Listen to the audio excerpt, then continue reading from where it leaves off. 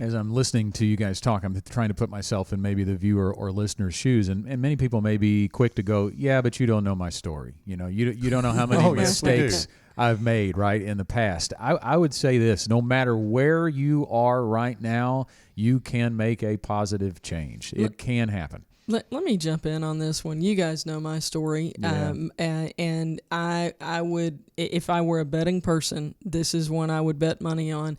If there's anybody out there who is in a worse situation, there aren't very many. I can promise you that.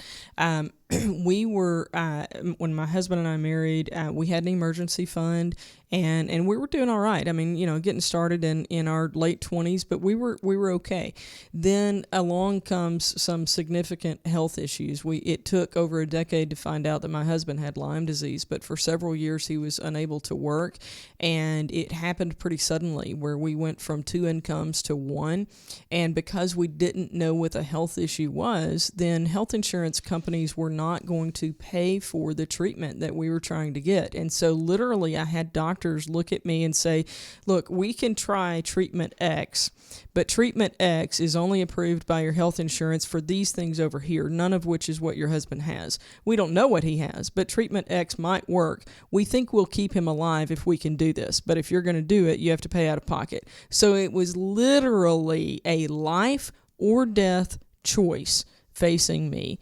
And what are you going to do? Well, you run through the emergency fund pretty quickly, and you buy groceries however you can, because again, we've gone from 2 incomes to 1, and then you start stacking it up on credit cards because it's literally life or death. You would do it too.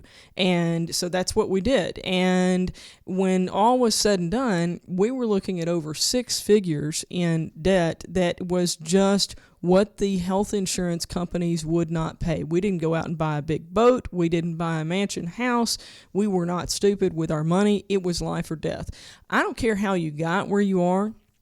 If you're in a bad situation, financial education and significant self-discipline over time will get you out. I am a testimony of that exact truth. Scott, let me lighten it up a little bit. It's just like going to the doctor. It's just like going to the doctor. You are not really all that interested in the doctor seeing, you in your natural self, but I can assure you the doctor has seen them all. He's seen it all before, and it's not that big a deal to the doctor.